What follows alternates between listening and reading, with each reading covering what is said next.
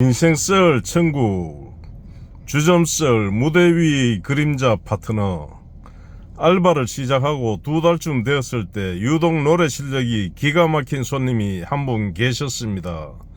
50대 중반의 여성분이었는데 항상 혼자 오셔서 가장 비싼 양주를 시키고는 옛날 노래들을 정말 구슬프게 부르셨죠. 그분의 특징은 노래를 부를 때 마이크 2개를 다 켜놓는다는 것이었습니다. 하나는 본인이 잡고 다른 하나는 옆자리 빈 공간에 가지런히 놓아두셨죠. 저는 그냥 돌아가신 남편이나 옛 연인을 추억하는 분인가 보다 했습니다.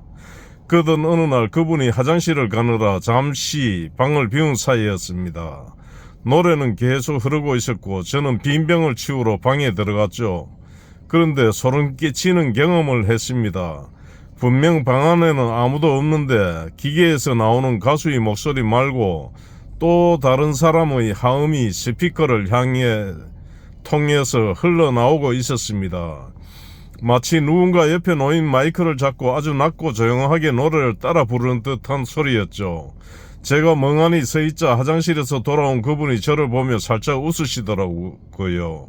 총각도 들려 우리 딸 목소리. 그분은 딸이 가수가 꿈이었는데 데뷔를 앞두고 사고로 세상을 떠났다고 했습니다. 딸의 목소리를 잊지 않으려고 매주 딸이 좋아하던 노래방을 찾는 것이었죠.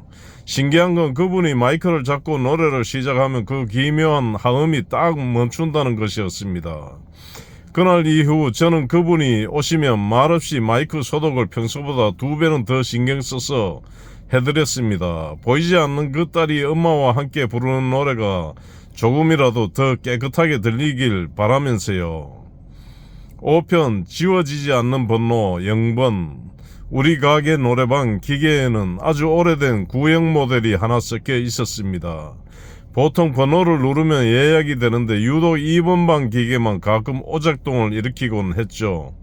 어느 날 새벽 마감을 앞두고 2번 방을 정리하는데 기계 화면에 예약 3456번이라는 숫자가 떠 있었습니다. 우리 기계엔 0번으로 시작하는 노래가 없거든요. 제가 취소 버튼을 눌러도 반응이 없더니 갑자기 화면이 지직거리며 아주 오래된 흑백 영상이 나오기 시작했습니다. 그 영상 속에는 우리 가게의 예전 모습으로 보이는 공간에서 한 남자가 울면서 전화를 붙잡고 있었습니다. 제발 한 번만 다시 생각해주면 안 돼. 남자의 처절한 목소리가 스피커가 아닌 벽 너머에서 들리는 것 같은 착각이 들었습니다. 알고 보니 그 2번 방은 예전에 공중전화가 있던 자리였다고 하더군요.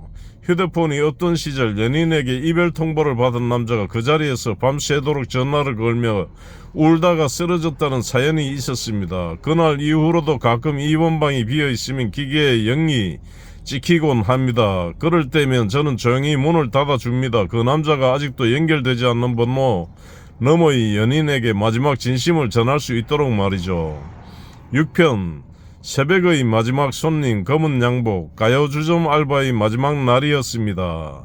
새벽 4시 마감 준비를 마쳤는데 문이 열리며 검은 양복을 입은 체격 좋은 남성 5명이 들어왔습니다. 분위기가 너무 험악해서 저는 숨도 크게 못 쉬고 그들을 1번 방으로 안내했죠. 그런데 그들은 술도 안주도 필요 없다고 했습니다. 그저 가장 슬픈 노래들로 1시간만 예약을 채워달라고 하더군요.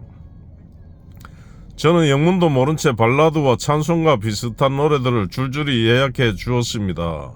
방 안에서는 노래소리가 들리지 않았습니다. 대신 낮은 울음소리와 형님 고생하셨습니다 라는 무거운 목소리들만 새어나왔죠. 1시간 뒤 그들이 나간 방을 치우러 들어갔을 때 저는 깜짝 놀랐습니다. 테이블 위에는 소주 한 잔과 함께 각 구운 국화꽃 한 송이가 놓여 있었습니다.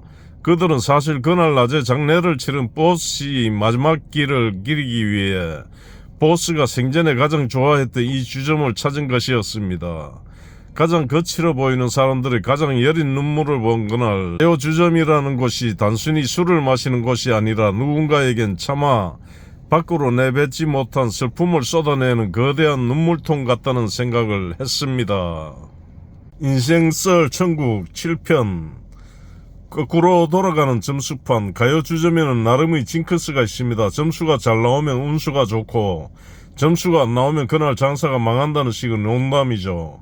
그런데 4번방 기계는 좀 이상했습니다. 어느 날 밤 아주 점잖은 노부부가 오셔서 노래를 부르셨습니다. 두 분 다 노래 실력이 상당하셨는데 이상하게 노래가 끝날 때마다 점수판이 거꾸로 돌기 시작하더군요. 100점에서 시작해서 99, 98 이렇게 숫자가 줄어들더니 결국 0점이 나오는 겁니다. 기계 고장인가 싶어 방에 들어갔더니 할아버지가 허허 웃으며 말씀하셨습니다. 총각 이 기계가 내 마음을 아주 잘 아네. 우리 마누라랑 보낼 시간이 이제 0을 향해 가고 있거든. 알고 보니 할머니는 시한부 판정을 받으신 상태였고 두 분이 처음 만나 데이트했던 이 주점에서 마지막 노래를 부르고 계셨던 겁니다. 그날 이후 4번방 기계는 다시 정상으로 돌아왔지만 저는 가끔 전수판을 볼 때마다 생각합니다. 우리에게 남은 시간은 과연 몇 점짜리일까 하고 말이죠. 주점설 8편 한층이 들리는 마이크. 서빙 알바를 하다 보면 손님들이 마이크를 켜둔 채 사적인 대화를 나누는 걸 스피커를 통해 본의 아니게 듣게 될 때가 있습니다. 하지만 6번 방에서 들려온 건 대화가 아니었습니다. 방 안에는 분명 젊은 남녀 커플 한 팀뿐이었는데 카운터 모니터 스피커로 흘러나오는 소리는 수십 명의 사람들이 웅성거리는 소리였습니다. 마치 시장 한복판에 마이크를 갖다 놓은 것처럼 북적북적한 소음이었죠. 이상해서 방문을 살짝 열어보니 안에서는 두 사람이 아주 조용히 술만 마시고 있었습니다. 다시 카운터로 오면 이거 사세요, 저기요 하는 시장통 소리가 생생하게 들렸죠. 나중에 건물을 관리하는 경비 아저씨께 들으니 이 주점이 들어서기 아주 오래전 이 자리가 큰 시장의 화재 참사가 있었던 터였다고 하더군요. 억울하게 떠난 상인들이 가끔 마이크의 주파수로 빌려 자기 물건 좀 사달라고 외치는 거라는데 그날 이후로 저는 6번 방 근처만 가도 사람 냄새 섞인 서늘한 바람을 느끼곤 합니다. 주점설 9편 지하의 이름 없는 단골 손님. 우리 주점은 건물 지하 2층에 있었는데 엘리베이터가 지하 2층에 멈출 때마다 아무도 내리지 않는 경우가 허다했습니다. 우리는 그냥 기계 오류라고 생각했죠. 그러던 어느 날 마감을 하려고 엘리베이터 앞에 서 있는데 문이 열리더군요. 역시 아무도 없었습니다. 그런데 엘리베이터 바닥에 축축한 진흙 발자국이 안쪽에서 밖으로 걸어 나온 모양으로 찍혀 있었습니다. 발자국은 우리 가게 입구까지만 이어져 있었죠. 그날 밤 꿈에 웬 남자가 나타나 말했습니다. 여기 술맛이 좋다고 해서 왔는데 자리가 없어서 그냥 가네. 잠에서 깨어 사장님께 말씀드렸더니 사장님이 가게 입구 구석에 보이지 않게 막걸리 한 잔을 따라 놓으시더군요. 신기하게도 그 뒤로는 엘리베이터가 헛돌지도 진흙 발자국이 생기지도 않았습니다. 가끔 지하주점에서 일하다 보면 우리 눈에 보이지 않는 다른 세상의 단골들도 우리 곁에서 술 한잔의 위로를 기다리고 있는지도 모르겠습니다.